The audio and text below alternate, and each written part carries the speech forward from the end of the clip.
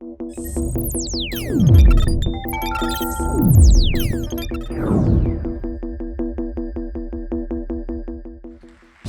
welcome Pig Iron Theater Company. Thank you. Good morning, everybody. My name is Quinn Bardell. I'm one of the founders of Pig Iron Theater Company. For those of you who don't know about us, we're based here in Philadelphia, and this is our 18th year of making original plays. And one of the things that we're going to do today is we're going to go off into the lobby, a team of Pig Iron actors, and we're going to make a play based on your suggestions, your themes, your characters, and in about 2.5 hours, we're going to come back and present it. So you're going to be part of this. Feel free to stop in. If you see something that you enjoy, you can give us some feedback along the way. So you're going to be part of this creation process. A little bit about Pig Iron. We have been thought of as maybe an innovative theater company. We've toured around the world. We've gone to 4 continents. We've been throughout the United States. And one of the things I think that we enter the theater space with is a set of questions and a set of assumptions. And with each of those assumptions, we try to question those assumptions. So when you go to see a play, there are many things that you assume will happen, right? You go to a play, you assume you're going to sit in a chair and you're going to watch something happen. You assume there's going to be some talking. You assume that at some point it's going to get very boring. And we try to say, well, what if some of those weren't necessarily true? What if you came to the theater and there wasn't talking, but only movement, but you still were able to follow a story?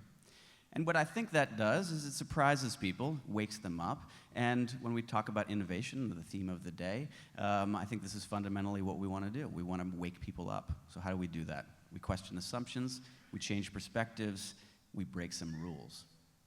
Pig Iron loves to break rules, break conventions. I'll just tell you a couple stories about some things that I admire when I think about innovative theater, and one of them is not a performance of Pig Iron, but it's a company from Argentina, and they have a play called De La Guarda. And it ran in New York for many years and toured around the world. And in this play, you enter a space, and there's no chairs. So already you think, okay, that's kind of strange. We're wandering around, people milling about. And you wonder, where is this play going to take place? And the assumption is that it's going to take place in front of you. And so everyone is looking, where's the front of this room where everybody's milling around? And then, little by little, a drop of paint arrives on the ceiling, which is maybe 2 or 3 feet above the heads of the audience. I think that's sort of strange. It's raining paint on the ceiling. And then more and more paint, drops of paint, drops of paint. People begin to notice the ceiling, which otherwise was invisible. And all of a sudden, quite extraordinarily, a performer plummets through the ceiling that you assumed was sturdy. But it turns out it's paper. So all of a sudden, you're next to this performer who's just plummeted, standing face to face with him, and then, like a slingshot, he gets shot out back through this hole that he's made in the ceiling. And another performer plummets through another space. And before you know it, this paper ceiling disappears. And you realize that you're in a space where the performance is not happening in front of you, but it's actually going to happen above you. So you begin to notice this vertical space, which otherwise was hidden, and the paper eventually floats away, and you see that you're in a humongous space, almost like this, and the action is taking place with actors like on wires running around the space and essentially doing an amazing acrobatics, circus-like performance on top of you. And it's such a simple idea to question this assumption of plays happening in front of you versus plays happening above you. At one moment, we collaborated with a chef several years ago at a great restaurant called Beaumont.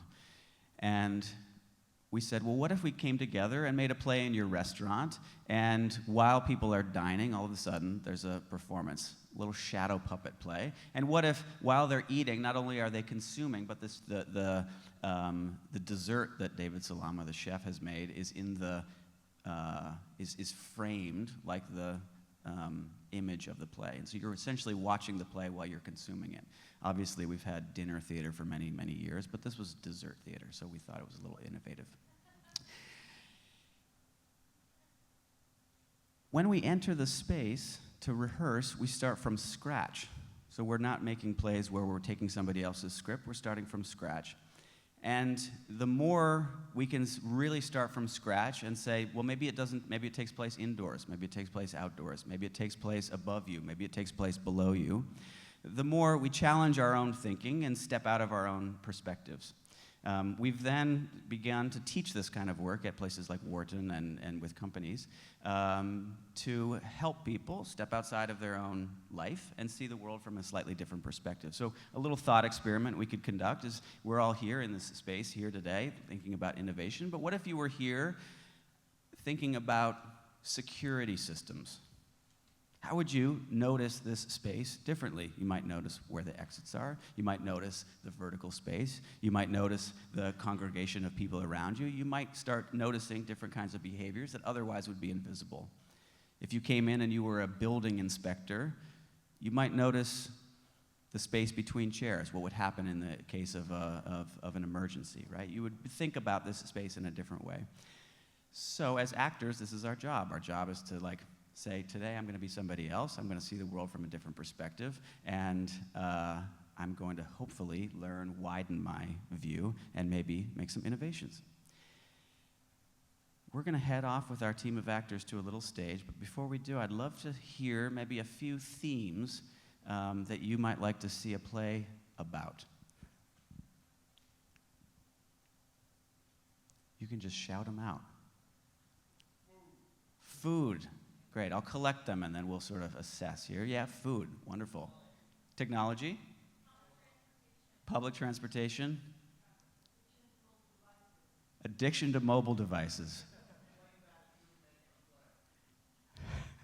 A play about a troupe making a play. Great. I'm going to assess all of these and decide. And how about a character? If you were to see a play, what character would you like it made about? Rip Van Winkle, terrific. A what? Disgruntled teenager, wonderful. We might make some mashups here. So we might have Rip Van Winkle and a disgruntled teenager making a play about food and transportation systems. But we'll see. Any other characters? Ben Franklin? Schwarzenegger. And Wonder Woman. Wonderful. Lastly, how about an image? If you wanted to see something, what would you like to see that we can accomplish in 2.5 hours on a limited budget? Falling leaves. The Eagles pep band, wonderful. One more image. Water, beautiful.